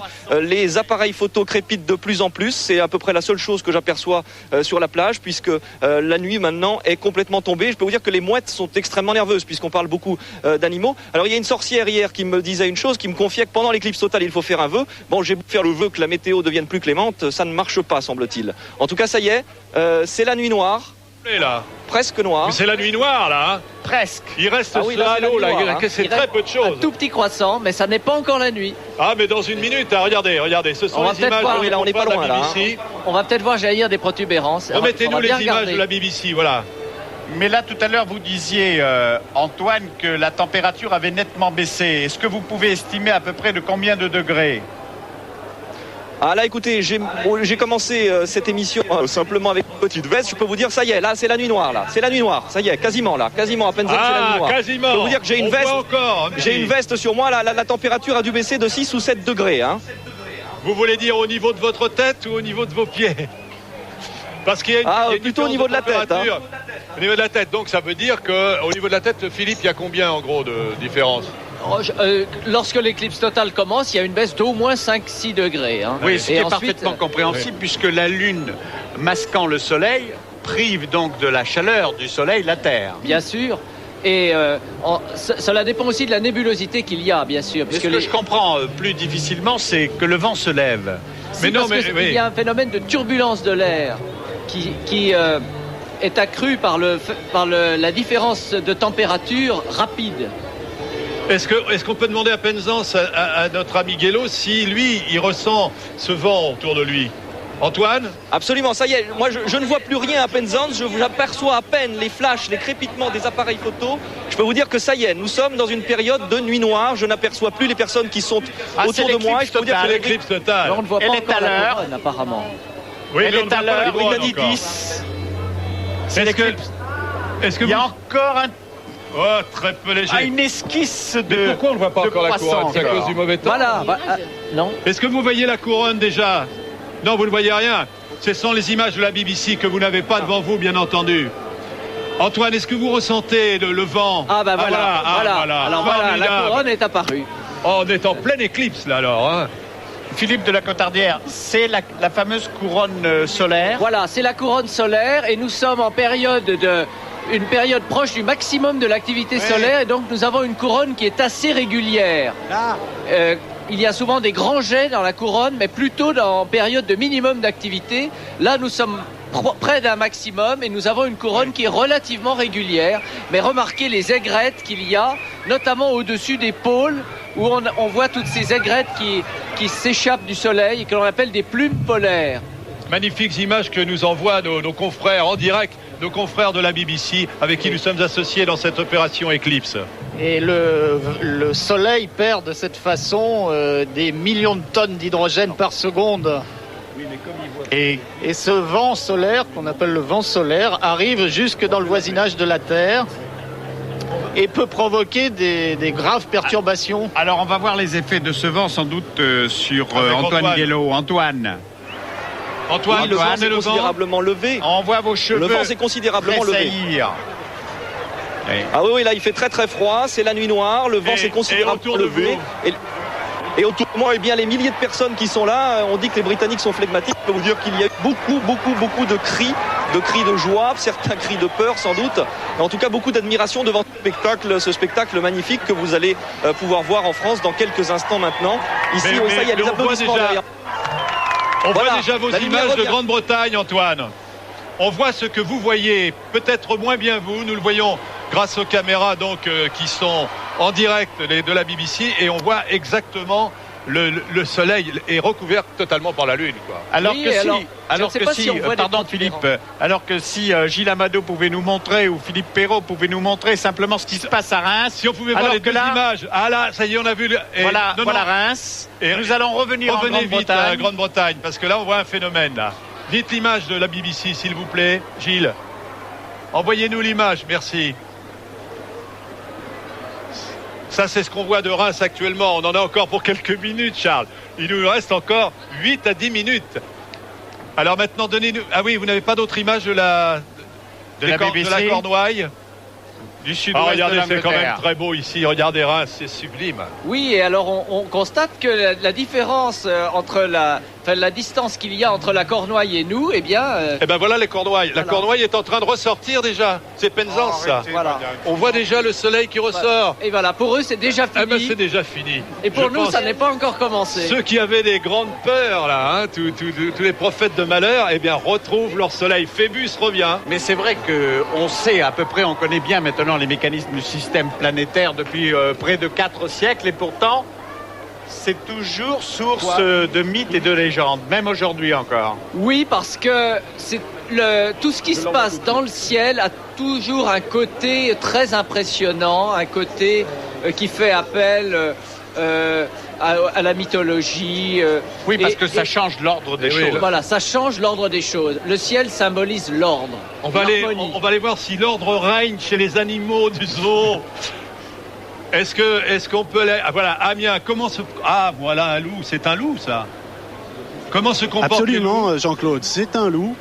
Et l'atmosphère est étonnante ici. La nuit est en train de tomber progressivement. Il y a à peu près la même luminosité qu'hier soir à 20h. Nous étions en terrain ici dans ce parc animalier. Les loups sont figés de même que les autres animaux du parc. Il y a un silence assourdissant, si j'ose dire, qui s'est installé dans le parc comme à la tombée de la nuit. Alors on en a encore pour quelques minutes avant que l'obscurité se fasse complètement. Je vous propose d'aller du côté du docteur Klein, qui lui se trouve toujours près des animaux de ferme. Et eux aussi, si j'ai bien compris, docteur, ils sont dans un état de torpeur assez impressionnant. Eh bien, l'obscurcissement se poursuit ici. Alors, les chèvres se sont immobilisées, et à un moment donné, les mouflons ont commencé à se batailler. Les poules ont l'air de vouloir se coucher, vraiment comme s'il faisait nuit et qu'elles rentraient au poulailler. Alors, d'autre part, j'aperçois ici les singes, en particulier les attelles et les lémuriens. Ils se sont couchés carrément. Ils sont en train de dormir depuis presque une dizaine de minutes.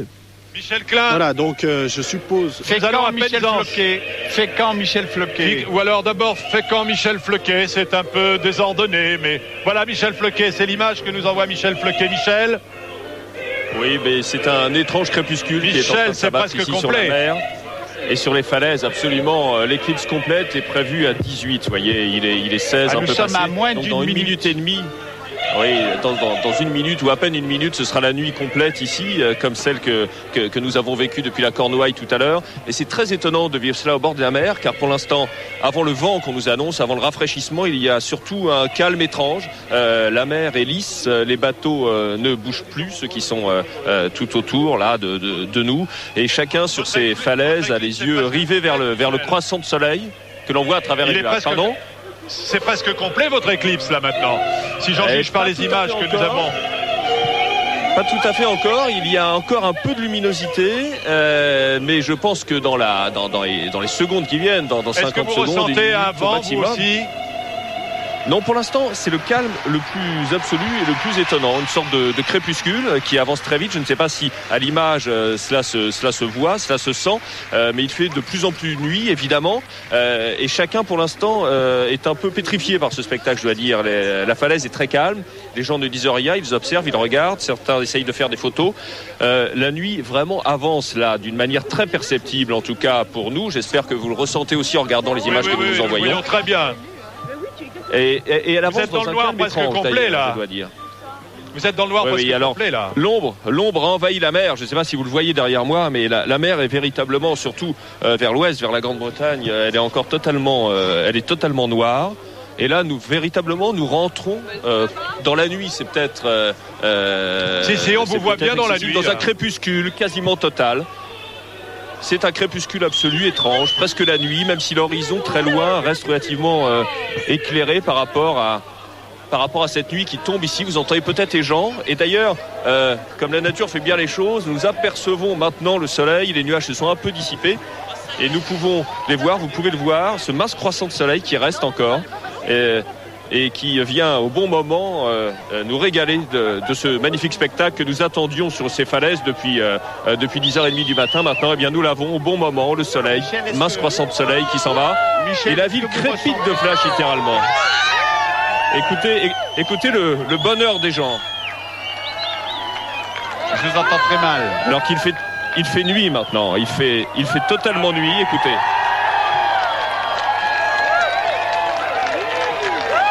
Comment se comportent les gens autour de vous, Michel ? Vous les avez entendus, c'est la joie, c'est une étrange. Les gens ont applaudi, c'est pas l'inquiétude, c'est la joie en fait. Non, c'est pas du tout l'inquiétude. Ces équipes sont sûrement terrifiées de l'humanité pendant des millénaires, mais depuis qu'on sait à peu près ce que c'est, les scientifiques nous ont expliqué ce que c'est le bonheur qui a remplacé l'inquiétude, évidemment. Et c'est très étonnant, la ville crépite de flash. Je vois le littoral et les milliers de gens qui sont massés sur la plage, et puis tous les gens sur les falaises. Chacun fait des photos. D'ailleurs, je me demande si les flashs sont bien utiles, mais ça, c'est pas très grave. Oh, cette couronne solaire est magnifique là maintenant. On voit la couronne solaire arriver vers nous, hein. Vous la voyez, vous, Michel ? Absolument, nous la voyons très très bien. On la voit magnifiquement. Regardez. C'est formidable. Avec l'activité donc du soleil qu'on ne peut voir qu'en de ces circonstances, lorsque la luminosité que dégage le soleil lui-même est masquée et que seul ce qui est à la périphérie rayonne comme ça dans le ciel noir.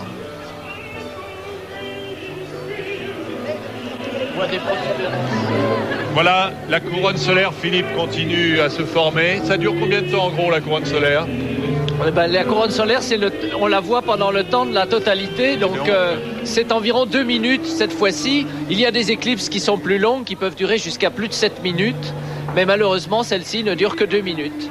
Alors ces images sur Reims pour vous expliquer que souvent vous entendez de la musique, vous entendez du chant, puisque Jesse Norman est en train, et voilà, maintenant regardez, c'est Fécamp. On retourne à Fécamp, oui. Alors là, la couronne solaire, très belle protubérance qu'on peut voir en haut du disque et sur la partie droite, qui est rosée. Ce sont des flammes du soleil, c'est des jets de gaz qui s'échappent du soleil et c'est un signe de l'activité du soleil. C'est ce qu'on appelle les protubérances. Voilà, c'est cela.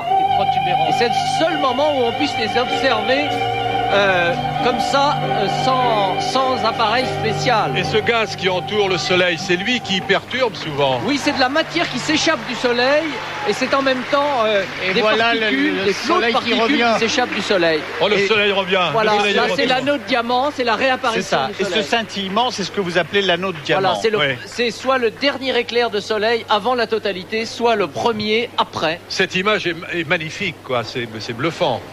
Pour ceux qui ne l'ont jamais vu, vous qui l'avez vu peut-être, mais là, regardez, on la voit dans très bonnes conditions. Très impressionnant.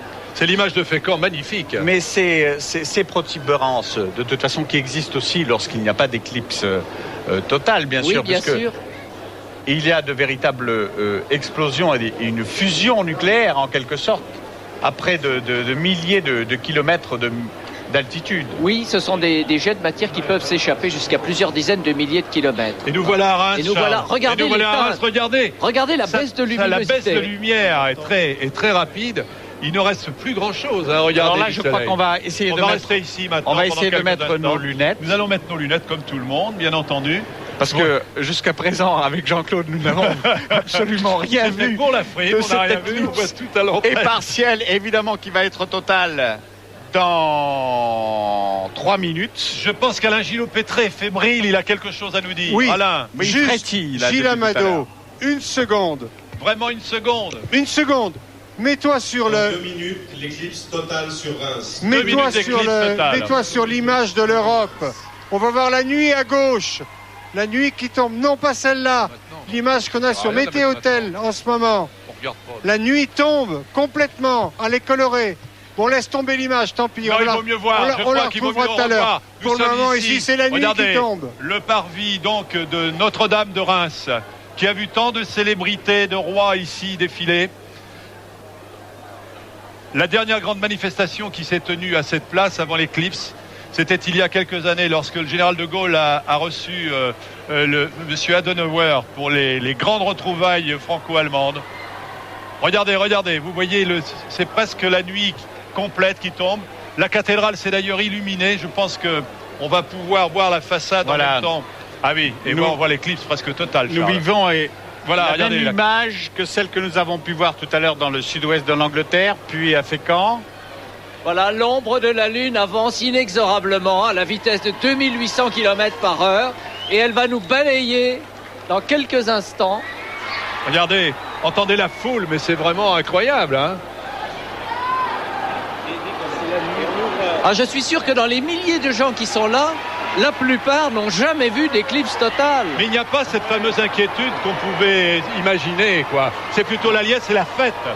C'est la grande fête de la Lune et du Soleil. C'est la grande fête de la Lune et du Soleil. C'est la chanson de traîner, quoi. Oui, et bien là, le rendez-vous n'est pas manqué. Charles, n'oubliez pas vos lunettes. Je n'oublie pas mes lunettes, mais... Regardez. Nous sommes dans la nuit totale. Ça fait un curieux effet quand même. Presque. Ça fait un curieux effet. Presque. Il n'y a plus finalement que la lumière de nos projecteurs. Il est midi 23. Qui s'intitule Derrière vous, le rideau de nuit. Behind you, the night. Voilà, il est midi 23. On se croirait à minuit 23, bien entendu. Écoutez la foule.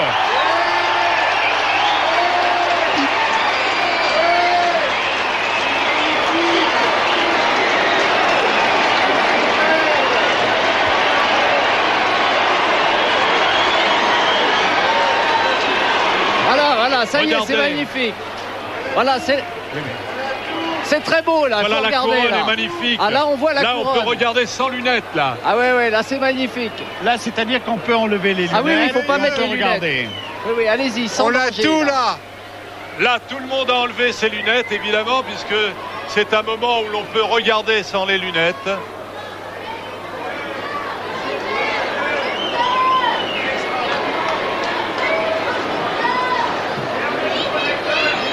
La seule luminosité qui subsiste, c'est bien entendu les projecteurs.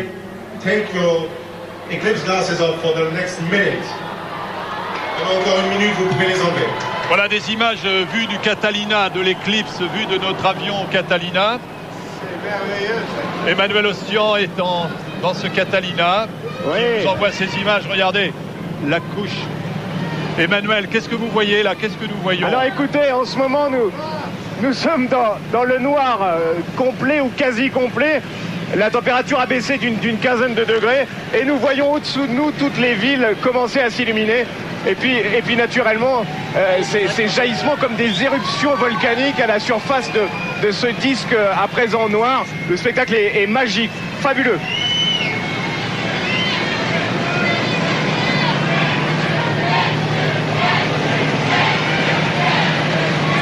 Les lumières. Est-ce qu'on peut couper les lumières? Nous allons faire couper les lumières du studio. Voilà. Oui. Coupez les lumières, coupez tout. Coupez tous les projecteurs. Coupez les projecteurs, s'il vous plaît, sur le plateau. En 30 secondes, voilà. 30 seconds to put your glasses on. Oui.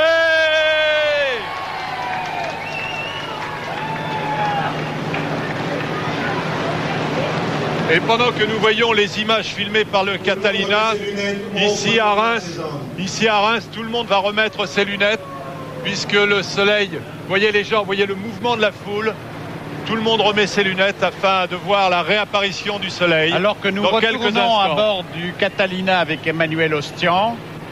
Et qu'Emmanuel, évidemment, qui est à peu près à la verticale de Metz, ou en tout cas aux environs de Metz, va vivre exactement ce que nous venons de vivre. Ouais. Successivement dans le sud-ouest de l'Angleterre, en Cornouailles avec Antoine Guélaud, puis à Fécamp avec Michel Floquet, au-dessus du Zoo d'Amiens avec Michel Scott, avec nous ici à Reims. Regardez les images du Catalina, c'est une merveille. Au-dessus de Metz, puisque Metz est quasiment sur la ligne de centralité de la bande de totalité. Regardez Charles, ces images sont exceptionnelles. Et Emmanuel Ostian. Emmanuel, nous vivons une aurore en ce moment. Et nous sommes aux alentours de 5000 mètres d'altitude, donc quasiment à l'altitude du Mont Blanc. Et c'est comme si, après une toute petite nuit, le ciel se réveillait. Donc nous avons passé une nuit extrêmement courte, c'est une aurore. Et nous allons petit à petit voir les éclairages publics s'éteindre. Et voilà, le jour revient sur Reims. Regardez, c'est formidable. En quelques secondes. Alors que la nuit n'est pas encore complètement tombée sur Metz. Et là, nous allons entendre Jesse Norman qui va interpréter un gospel justement pour saluer le retour du soleil. Alors que je vous rappelle que nous sommes toujours en direct du Catalina et que Emmanuel Ostian est en train de vivre ce que nous venons de vivre, c'est-à-dire une éclipse quasiment totale. Regardez, Reims est de nouveau, il fait de nouveaux jours, quoi. C'est incroyable en l'espace, quoi. Vous avez remarqué comme la lumière était tombée rapidement. Hein. C'était vraiment dans les dernières minutes. Mais elle revient aussi rapidement, quoi. Alors nous attendons maintenant la prestation de la star de la journée en dehors du soleil et de la lune, puisque nous avions rendez-vous avec le soleil, la lune et Jesse Norman. Mais est-ce qu'entre-temps, tout en écoutant Jesse Norman, nous pouvons revenir avec le Catalina et Emmanuel Ostian?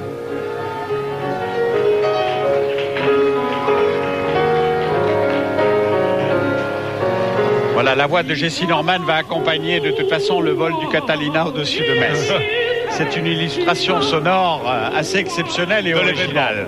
Et cette retransmission se fait non seulement en France, mais aussi en Grande-Bretagne, grâce à la BBC, avec qui nous avons passé des accords pour qu'ils entendent eux aussi Jesse Norman. Elle salue le retour du soleil.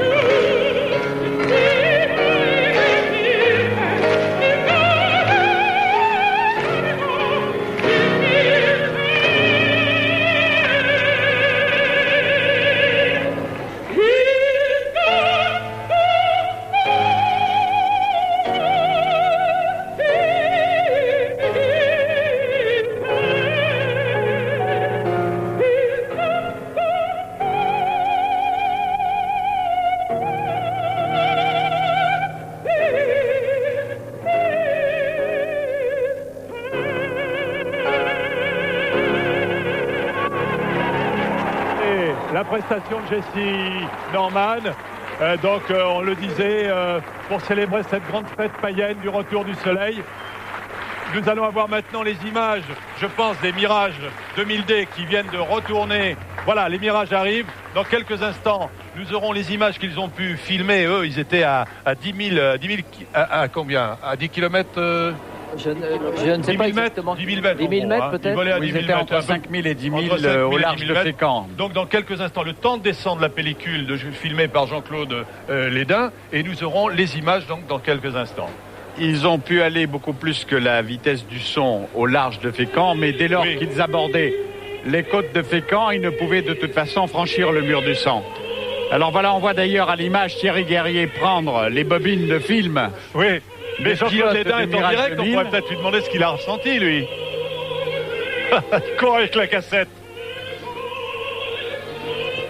Bon, on les voit en train de courir avec la cassette pour qu'on puisse avoir les images. Est-ce qu'on peut peut-être revenir sur le Catalina avec Emmanuel Ostian? Est-ce qu'il est en direct, Emmanuel? Non, il y a des problèmes techniques, oui. Non, nous allons peut-être demander à Jean-Claude Lédin ce qu'il a ressenti, non, puisqu'il descend d'avion. Jean-Claude Lédin. Et il ne peut pas non plus. Eh bien, Antoine Guélaud, qui est de retour. Antoine Guélaud à Penzance. Antoine, ça y est, le jour est revenu pour vous. Oui, de retour dans vous la êtes lumière, moins sombre, là.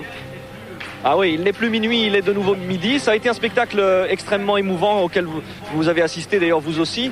Et c'est vrai qu'ici, il y a plusieurs Britanniques qui ont essuyé une larme au moment de la nuit totale. Pendant 2 minutes 11, ici en Grande-Bretagne, ça a été la nuit totale. Maintenant, les personnes commencent à se disperser. Ils restent quand même sur la plage avec ces beaux souvenirs et ces photos qui, espèrent-ils, seront réussies. Michel Floquet. Fécamp, Michel Floquet, Fécamp. Ah, ben voilà, lumineux.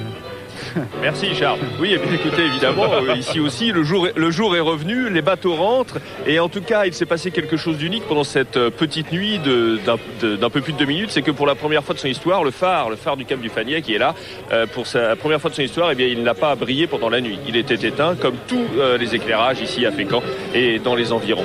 Voilà, et sinon, la température redevient normale, c'est-à-dire un peu plus clémente, et il fait meilleur, et il fait jour, et le spectacle que nous a offert Fécamp était absolument magnifique, vous l'avez vu, je crois, à l'antenne. Merci Michel, nous allons rejoindre un autre Michel, c'est à Fécamp cette fois-ci, pas à Fécamp, pardon, c'est à Amiens cette fois-ci, pour voir comment se sont comportés les animaux. Nous rejoignons les 2 Michel, Scott et Klein. Michel ? Oui, Jean-Claude, eh bien ici, l'effet a été un petit peu le même, une nuit très courte, très intense, et les animaux, à peu près tous, ont réagi de la même manière. Ils se sont assoupis, ils ont eu un comportement, à peu près pour toutes les espèces qu'on a pu voir, un comportement d'animal au moment du coucher. Les loups derrière nous ont eu une réaction surprenante dès que la lumière est revenue, assez subitement d'ailleurs, ici dans le parc, une espèce de réaction de sursaut, et puis le leader des loups, le loup mâle qui commande un petit peu cette meute, a rassemblé tout le monde, a réveillé tout le monde. Du côté des animaux de la ferme, on a eu un petit peu la même chose, docteur Klein. Oui, eh bien, ici, les animaux ont nettement réagi comme pour un coucher de soleil. D'abord, les poules se sont groupées avec le coq présent parmi elles et se sont couchées nettement. On a vu progressivement comment elles allaient au poulailler. Et quant aux autres, les chèvres par exemple, elles ont été carrément immobilisées. Il y a les mouflons également. Et alors, ce qui avait d'étonnant, c'est que j'apercevais de loin les singes sur l'île, que ce soit les attelles ou les lémuriens, en particulier les varilles, ils se sont carrément couchés. Et après, on a constaté qu'ils se levaient, ils se sont mis en activité, ils ont commencé à grimper et à manger. Ils ont vraiment fait une brève nuit, si je peux dire. Donc il y a eu nettement des réactions. La vache, par contre, bon, elle était immobile, elle n'a pas tellement réagi, il n'y a pas eu tellement de réactions. Les ânes sont restés également immobilisés pendant l'obscurcissement. Voilà, et puis Jean-Louis Alfero qui est allé tourner d'autres images du parc dans d'autres endroits nous montrera ces images un petit peu plus tard. Il y a eu des réactions surprenantes, notamment les manchots qui sont aussi allés se coucher d'une manière très ostensible, mais ça a été un petit peu le cas pour tout le monde ici. Michel, merci. Alors nous allons évidemment sur notre point d'observation dans la zone de l'éclipse partielle, c'est-à-dire Paris avec Christian de Dadelsen. Malheureusement, nous avons un peu négligé parce que nous avons vécu l'éclipse totale, évidemment, sur tous les points de notre dispositif. Vous avez des excuses. Christian, c'est J moins combien derrière vous? Alors J moins 143. C'est vrai que c'est l'occasion de rappeler qu'on est à la veille de l'an 2000. Cela dit, vous nous avez négligé, mais vous avez des excuses car on a eu un gros nuage noir au moment de l'éclipse. On l'a bien vu, cette éclipse partielle, un petit peu avant. Et puis surtout, l'éclairage public parisien et la Tour Eiffel se sont effectivement éclairés pendant, disons, 2-3 minutes. mais ça a été un peu la déception parce qu'on s'attendait à une nuit noire ici, et en fait c'était plutôt une belle soirée. D'ailleurs je crois que vous étiez, les gens qui sont autour de moi étaient un petit peu déçus, non ? Un petit peu effectivement, mais on s'attendait à quelque chose d'un peu plus phénoménal et le spectacle a été quelque peu gâché par les nuages. On avait les pyjamas, mais tant pis. Ouais, non, on a eu juste droit à une très belle luminosité, mais bon, tant pis, ce sera pour plus tard. Donc Paris n'était pas forcément l'endroit idéal, mais le Trocadéro a été quand même très apprécié des nombreuses personnes qui étaient ici, ne serait-ce que par l'éclairage de la Tour Eiffel et l'éclairage public qui ont reconstitué la nuit pendant 2 minutes à l'heure de midi.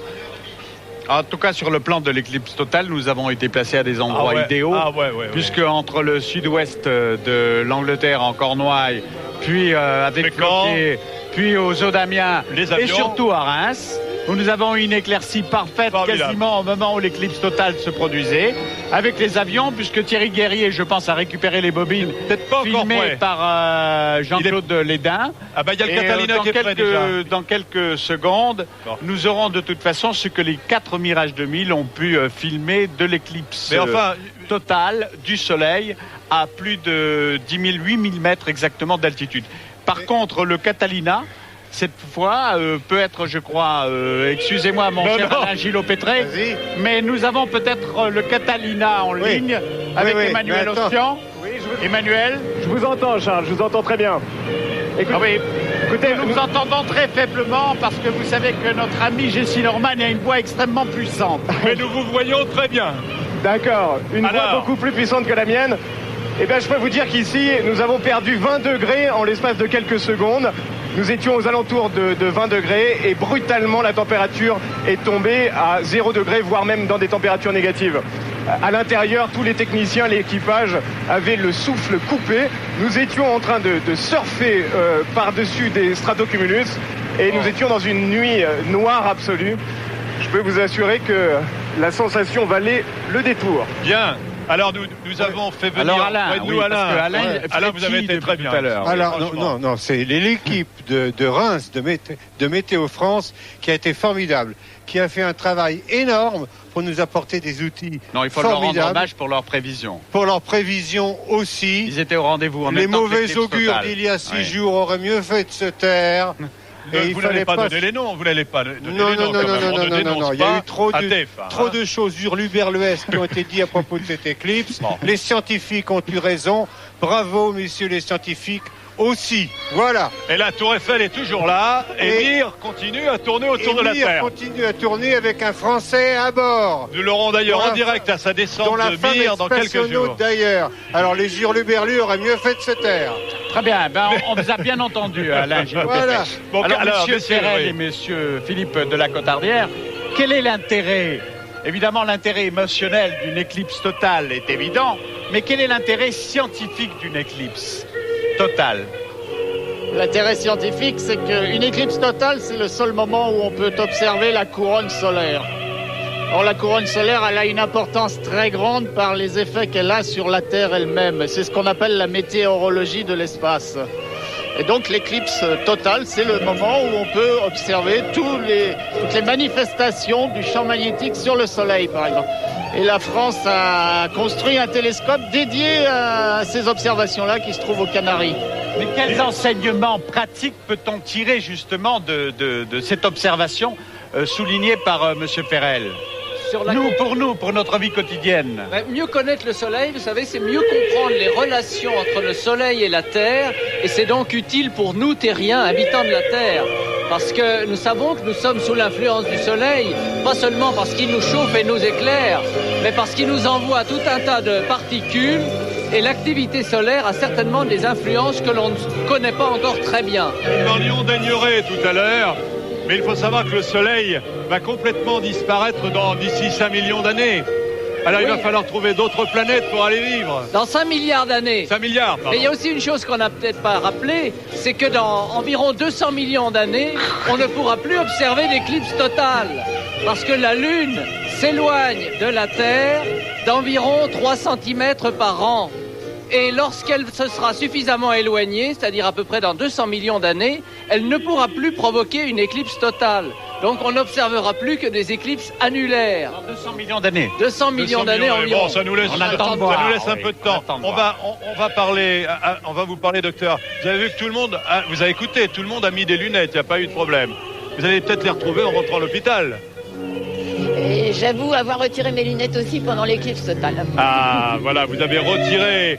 Comment vous avez trouvé le spectacle? C'est grandiose. Ça aurait été dommage de garder les lunettes. Tout à fait, on voyait rien.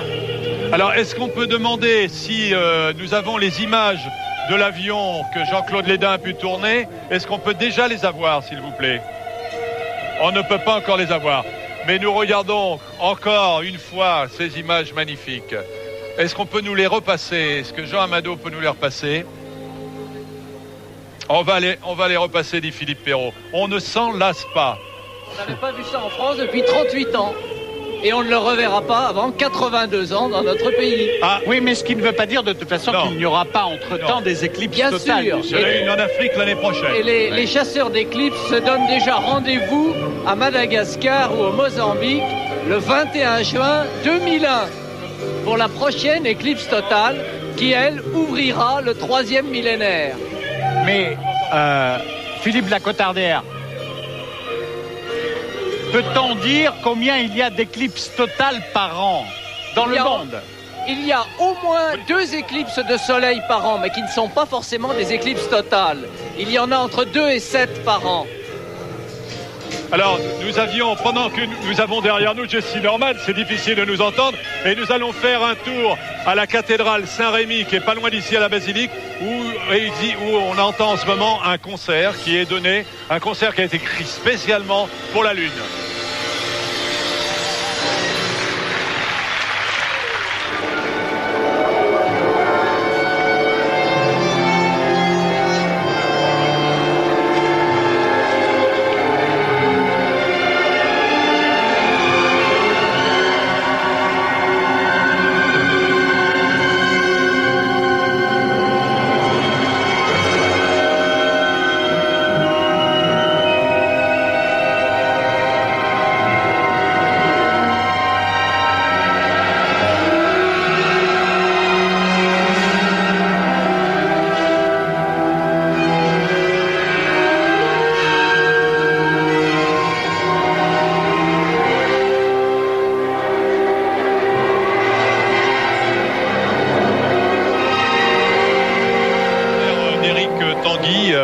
Une œuvre symphonique qui a été créée spécialement pour l'éclipse, donc auquel peuvent s'assister en ce moment les spectateurs qui sont à Reims. Alors Jean-Claude, nous allons tout de suite maintenant revenir sur la base militaire d'Évreux, puisque les 4 Mirage 2000 ont atterri. Là.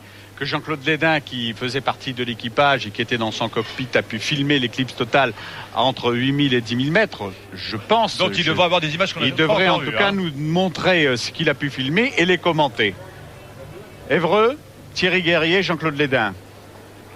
Oui, alors on était à 10 000 mètres à peu près au-dessus de Fécamp et le ciel était très clair et quelques minutes avant l'éclipse totale, il s'est assombri subitement. On n'a pas vu d'ombre portée arriver. Le ciel est venu tout noir et c'est une lumière complètement irréelle qui existait. C'était pas une lumière de tombée de la nuit, c'était quelque chose de très particulier. Au loin, on voyait une lumière qui commençait à revenir au loin, qui très vite nous a rejoints. Mais c'était quelque chose de fabuleux, aussi, mais quelque chose qui semblait irréel. Alors, on a vu des petites images, des lumières à gauche, c'était des leurres des avions. Hein. Oui, alors pendant l'éclipse, les pilotes nous ont largué quelques leurres, c'est système de défense contre les missiles. Et ce qui nous a fait un petit feu d'artifice pendant l'éclipse. Alors c'est un peu comme une nuit aéronautique. Ce ne sont pas les leurres que nous voyons là. Ah non, pas du tout. Là, ce sont les lumières de l'avion que nous voyons en ce moment. Et tout d'un coup, la lumière revient subitement. Et voyez à l'horizon cette lueur qui arrive. On n'a pas eu l'ombre, mais on a eu le retour de la lumière, en fait, hein, qui est arrivé très vite. Et très vite, nous avons dû nous reposer. Et pour arriver à vous porter les images.